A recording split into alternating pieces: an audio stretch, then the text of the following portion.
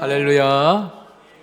오늘도 말씀 속에서 우리를 찾아오신 하나님 만날 수 있기를 축복합니다. 우리 인생을 일컬어서 나그네에 비유합니다.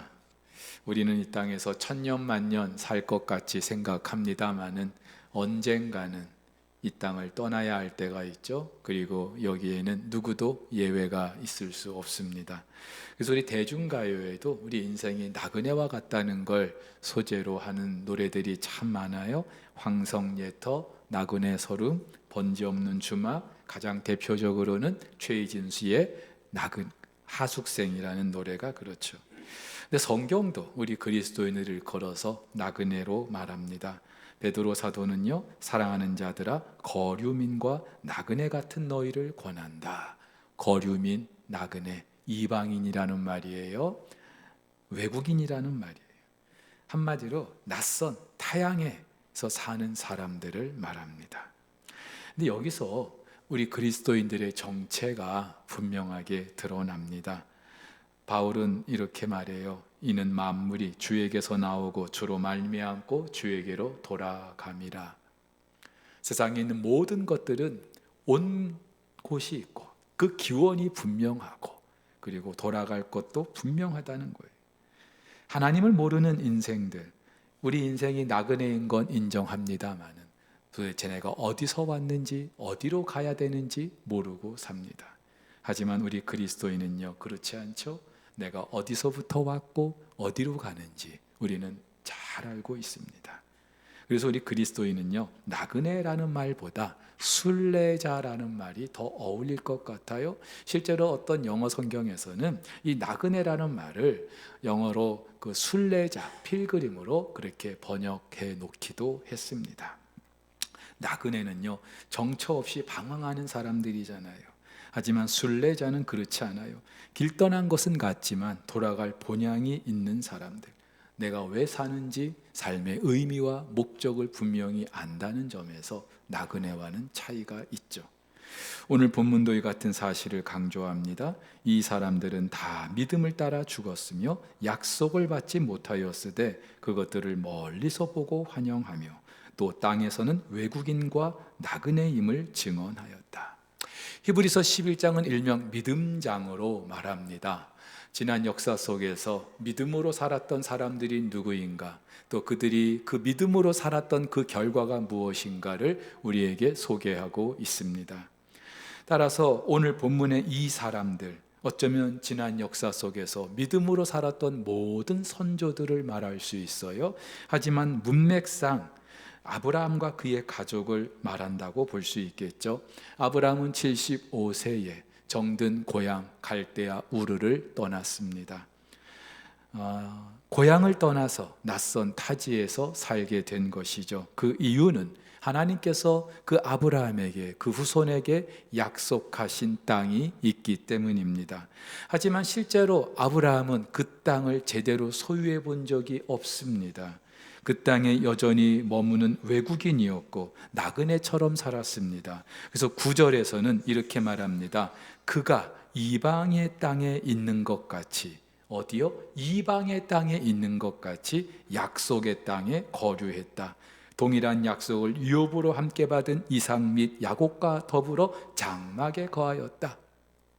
아브라함뿐만이 아니라 어쩌면 그 후손들도 하나님이 약속하신 그 땅인데도 그곳에서 이방인처럼 살았다는 거예요. 그래서 언제라도 떠날 준비를 할 수 있도록 장막에 살았다. 이동용 텐트에 살았다는 것입니다. 그리고 아브라함이 그렇게 죽었어요. 어찌 보면은 참 우울할 수 있죠. 서글플 수 있어요. 모든 걸 포기하고 말씀에 의지해서 가나안에 왔는데 막상 그들이 고대하던 것 보지 못하고 죽은 거잖아요. 근데 여러분, 이 사실이 오늘 저와 여러분에게 주는 분명한 메시지가 있습니다. 기독교는요, 이 땅 그리고 이 생에 초점을 둔 종교가 아니라는 거예요. 우리에게는 이 땅이 아니라 분명히 가야 될 본향이 있다는 것을 말해주고 있습니다. 물론 이 땅에서 살아가는 날들도 중요합니다. 이 땅을 사는 동안에 하나님은 분명한 삶의 목적을 갖게 하셨고 이 땅을 사는 동안 필요한 모든 것들을 우리에게 공급해 주십니다. 하지만 하나님께서 우리에게 주고자 하시는 곳은 이 땅이 아니라 하나님 나라인 것을 믿습니다. 그래서 아브라함을 비롯한 뭇신앙의 선배들은 이 땅을 사는 동안에도 순례자로 살았던 거예요. 여러분, 그렇다면 순례자로 살아가는 이 땅, 이 생의 그 여정은 죽음 너머에 있는 그 본향을 향한 여정일 뿐입니다. 그렇다면 이 여정에서, 본향을 향하는 이 여정에서 필요한 게 과연 무엇일까요? 어떤 분은 돈이어야 한다고 말합니다. 돈이 있어야 이 땅을 제대로 사람답게 살 수 있다고 말합니다. 틀린 말 아니죠. 어떤 분은 명예를 말할 수도 있고 권력을 말할 수도 있어요. 다 필요한 것들이고 중요한 것들이고 오늘도 그걸 누려보려고 많은 사람들이 애를 쓰고 있습니다. 근데 여러분 아시죠?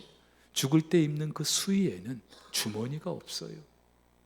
정작 우리가 돌아갈 그날이 있는데 돌아갈 그때 우리에게 돈, 명예, 권력 필요 없다는 말이죠.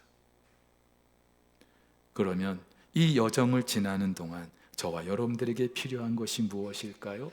절대적으로 필요한 게 무엇일까요? 그것은 바로 믿음입니다. 어떤 믿음이요? 하나님께서 우리를 위해서 예비하신 그 본향이 있다는 사실을 믿는 믿음. 그래서 찰스 스펄전 목사님은 이렇게 말해요. 믿음이 없이 죽은 사람의 경우 그들은 정말로 죽은 것입니다. 무슨 말이에요? 이 믿음이 없이 그냥 한평생 살았던 사람은 그들의 그 죽음은 그냥 죽음으로 끝나는 거예요.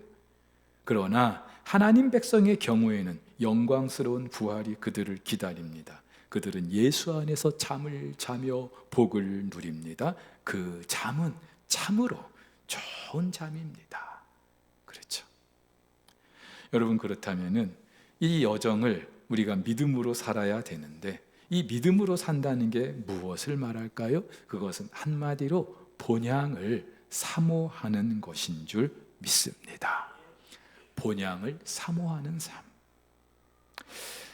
근데 어떠한 본향입니까? 동서고금을 막론하고 사람들의 뇌리에 가장 본능적인 감정이 있다면 고향에 대한 그리움이, 가요에도 이 고향을 소재로 한 노래들이 참 많습니다. 근데 여러분, 이런 노래 속의 고향은 언제나 과거 지향적이에요. 흙에 살리라, 초가삼간 집을 짓고, 예? 그때가 그리운 거예요. 그때로 돌아가고 싶은 거예요. 그때 살았던 사람들과 같이 또 지내고 싶은 거예요. 조용필 씨의 돌아와요 부산항에, 우리 부산 시민들의 애창곡 아닙니까? 꽃피는 동백섬에 봄이 왔는데 형제 떠난 부산항에 갈매기밖에 없어요. 오륙도 돌아가는 연락선마다 목매어 불러봐도 내 형제는 대답이 없다고요. 전 세계 어느 곳이나 대한민국 사람 없는 곳이 없습니다. 그런데 특히 미국과 캐나다에는 이민자들이 참 많이 있어요. 우리 대한민국 국민들도 참 많이 살고 있죠. 근데 이분들이 만날 때마다 하는 이야기가 한국에서 살았을 때 나는 이랬는데 저랬는데 그런 이야기를 많이 한다고 합니다. 왜 그럴까요? 낯선 땅에 살면서 물론 정든 그 고향이 그립기 때문에, 한국에서의 삶이 그리워서 그런 말을 할 수도 있겠죠. 근데 좀 더 현실적으로는요, 현재의 삶이 만족스럽지 않은 거예요. 집 떠나본 분들 다 알잖아요. 고생이잖아요. 고향 떠난 타향의 삶이 녹록하지 않은 거예요. 자꾸만 과거 이야기를 꺼내는 거예요. 우리 어르신들 중에도 자주 왕년에 내가 말이야 왕년에 이랬던 사람이야. 이 왕년에 자꾸 꺼내는 이유가 뭐예요? 지금은 그렇지 않은 거예요. 그러니까 과거가 좋은 거예요. 다시 그때로 돌아가고 싶은 거예요. 오늘 본문에서 말하는 나온바 본향을 그리워하는 거죠. 지금보다 과거가 좋았다는 거예요. 근데 여러분, 순례자는 그렇지 않습니다. 우리 그리스도인들은 그렇지 않아요.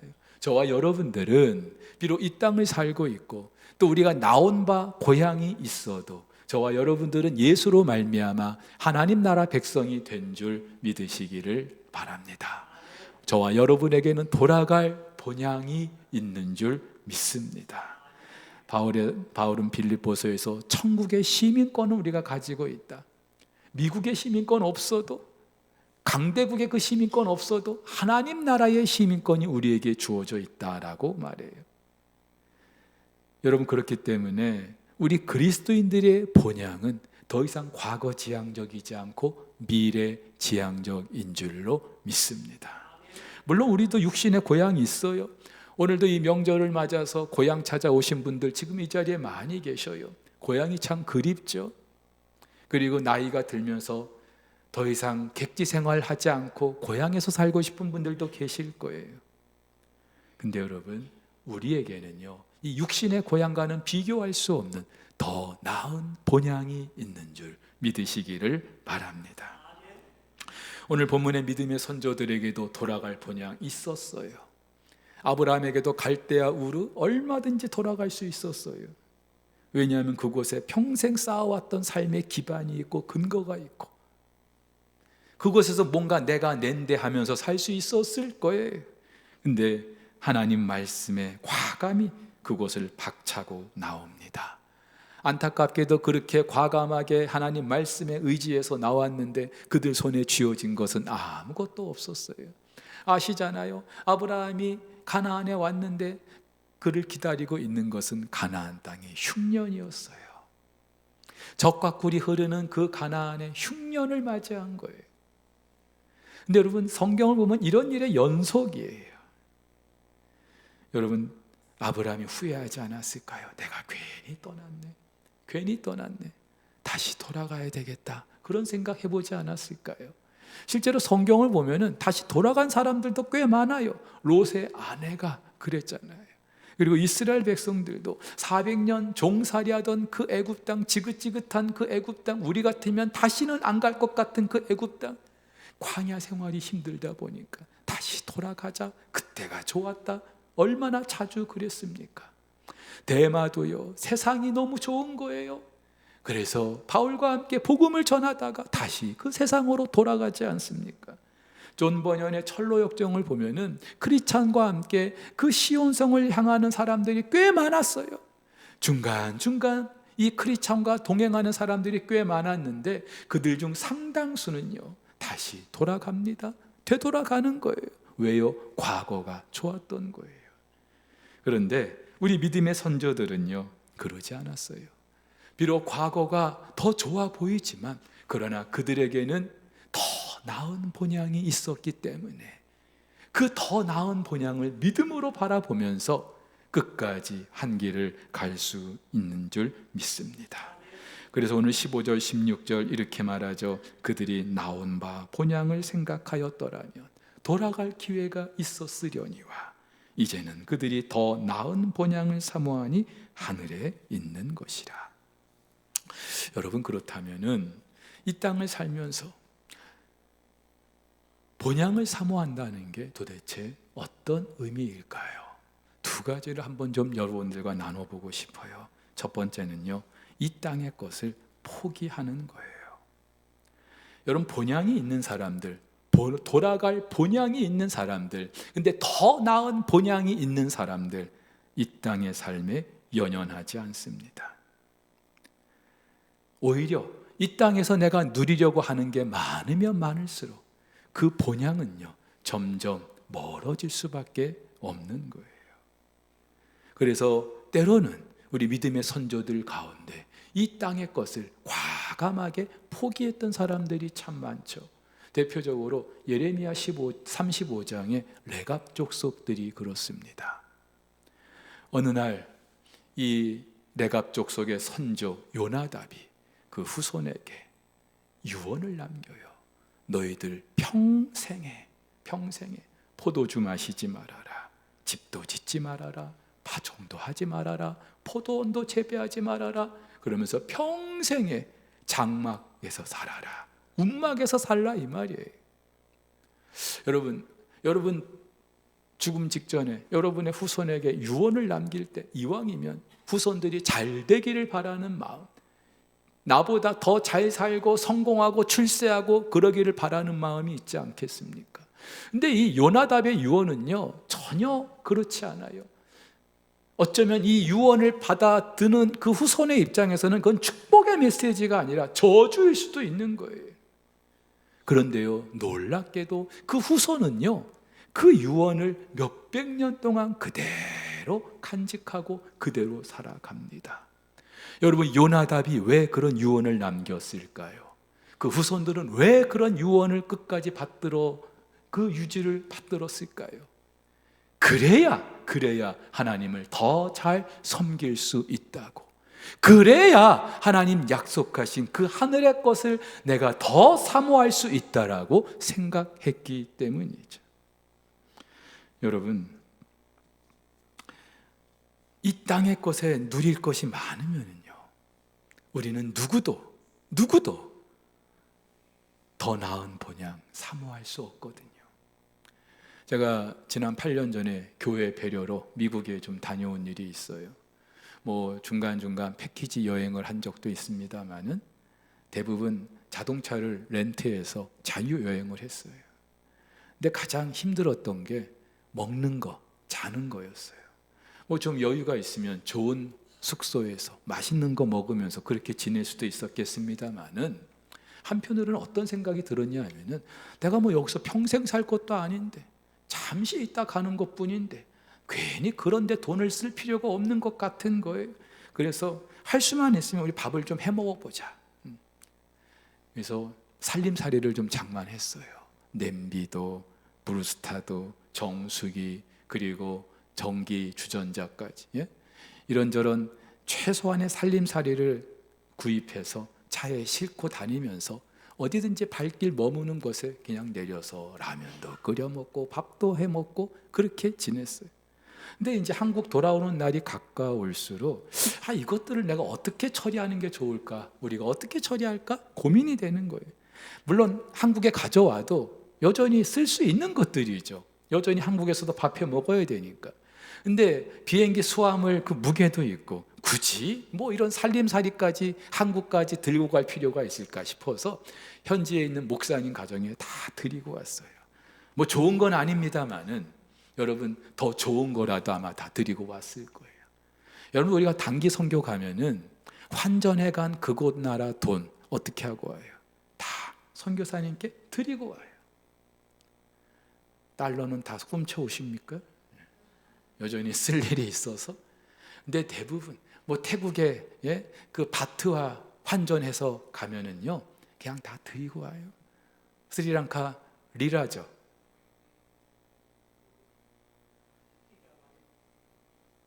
스리랑카 루비 맞아. 스리랑카 돈 환전해도 드리고 와요. 그거 내가 한국에 가서 또 환전해 쓸 거야 그런 분들 별로 없어요. 왜 그럴까요? 돌아갈 곳이 있는 사람은요 내가 이곳에서 천년만년 살 것처럼 하지 않아요. 그래서 최소한 내가 누릴 수 있는 거, 꼭 필요한 것들만 누리면서 그렇게 사는 거예요. 돈을 아무리 벌어도 내가 돈을 이렇게 많이 벌었는데 내가 이전에 못 해봤던 거 마음껏 누리면서 살아봐야지 이러지 않아요. 내가 이 땅을 사는 동안 꼭 필요한 것이 무엇인가 거기에만 우리가 신경 쓰는 거예요. 그러면 그 나머지는 어떻게 할까요? 본향을 사모하는 사람들, 이 땅의 것에 연연해하지 않고 이 땅의 것을 포기하면서 동시에 좀 더 적극적으로 어떻게 합니까? 과감하게 본향을 향하여 투자하는 사람들인 줄로 믿습니다. 아멘을 아무도 안 하시는데 포기하는 것도 싫고 본향에 투자하는 것도 싫어요?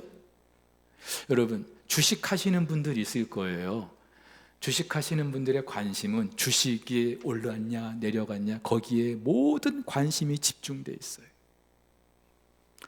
부동산을 구입하신 분들도, 예? 이 땅이 오를까 말까 아파트를 구입하신 분들 아파트 값이 오르나 내리나 초미의 관심일 거예요. 자, 여러분들, 내가 투자한 것은요 다들 관심이 있어요. 투자하지 않은 것은요 오르든지 말든지 상관없어요. 안 그래요? 뭐 집값이 올라서 뭐 좋느니, 집값이 내려서 뭐 망하게 되었나느니, 집 없는 사람들은요 신경도 안 써요. 집 있는 사람들, 투자한 사람들만 신경을 쓰는 거예요. 근데 여러분, 저와 여러분들은 도대체 저 하늘의 것에 얼마나 관심이 있습니까? 하나님 예비하신 그 더 나은 본향, 얼마나 우리는 관심이 있습니까? 관심이 없는 이유가 뭘까요? 우리 말로는 뭐 하나님 나라 우리가 사모한다고 해요. 그런데 솔직히 우리 자신을 돌아보면은 별 관심이 없어요. 여전히 이 세상이 좋은 거예요. 왠지 아세요?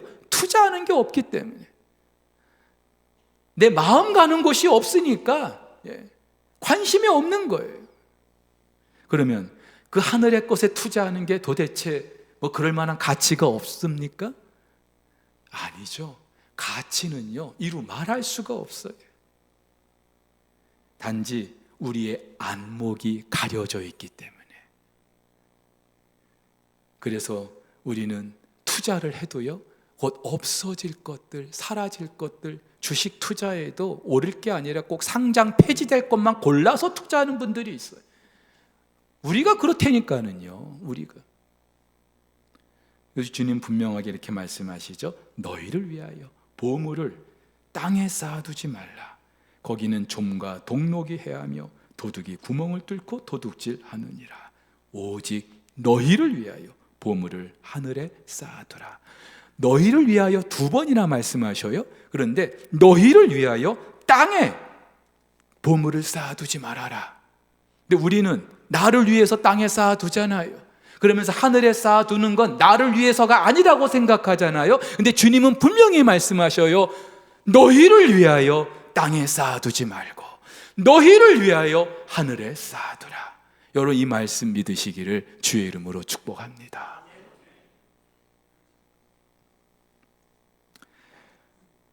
그렇다면은 저와 여러분들이 이 땅에서 해야 될 일이 분명해요. 아무리 사소한 것 같아도 내가 과연 하늘에 투자하고 있는지, 하늘에 쌓아두고 있는지.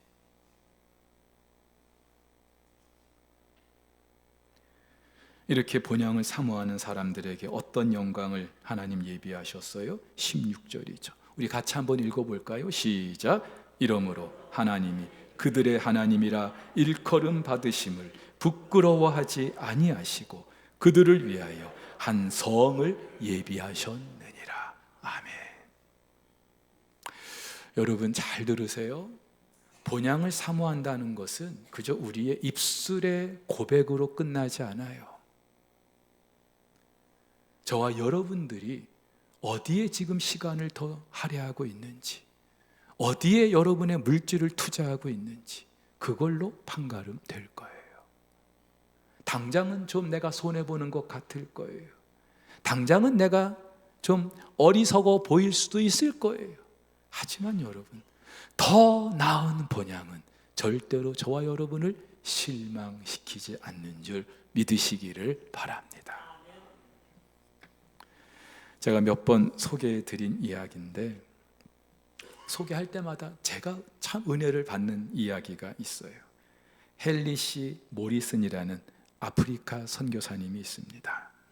40년 동안 아프리카에서 선교 활동을 마치고 이제 백발이 되어서 이제 은퇴를 하고 고국 미국으로 돌아오는 길이었어요. 마침 그가 타고 돌아오던 그 배 안에 아프리카에서 코끼리 사냥을 마치고 돌아오는 루즈벨트 대통령이 타고 있었어요. 대통령이 내리자 붉은 카펫이 깔리고 군악대의 팡파르가 울려 퍼지고 과연 대통령은 대통령이구나. 근데 이 선교사님이 이제 그 뒤에 그 배를 내리게 되는데 붉은 카펫도 다 치워졌고 군악대는 온데간데없고 40년 아프리카에서 선교하고 온 이 노 선교사님 부부를 맞이하는 사람이 아무도 없는 거예요. 얼마나 서운했을까요? 얼마나 쓸쓸했을까요? 그래서 혼잣말로 이렇게 푸념을 늘어놓습니다. 주님, 사냥하고 돌아오는 대통령을 향한 환영 행사 보셨죠? 그런데 40년 동안 당신을 위해서 일하고 돌아오는 저를 위한 환영이 왜 이렇습니까? 저를 환영하는 사람이 왜 이렇게 없는 겁니까? 이것이 아프리카에서 40년 동안 제 모든 청춘과 건강과 제 일생을 바친 결과란 말입니까? 여러분, 누구라도 이런 생각 들 수 있지 않겠어요? 그런데 그때 노을진 그 하늘에서 이런 주님의 음성이 들리는 거예요. 아들아, 사랑하는 아들아, 너는 아직 고향에 돌아오지 않았단다.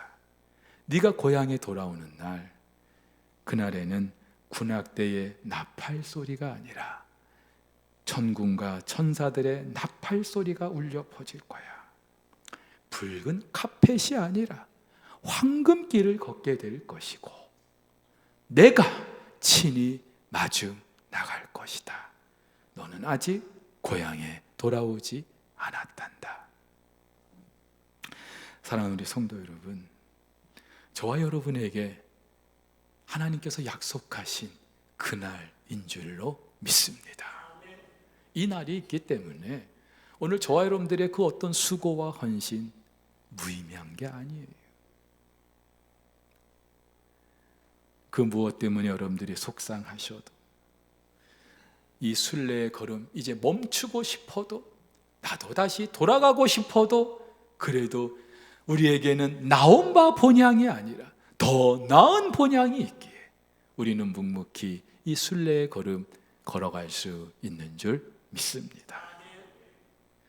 주님 오시는 그날까지 이 순례의 걸음 멈추지 않기를, 무엇보다도 여러분, 저 하나님 나라가 우리에게 있다는 사실은 이번 11월 이 행복 나눔 축제, 이것이 절대 남의 일이 아니라는 것을 분명히 말해주는 거예요. 기쁘고 즐거운 마음으로 현관에 스티커 붙일 수 있기를 축복합니다. 아멘.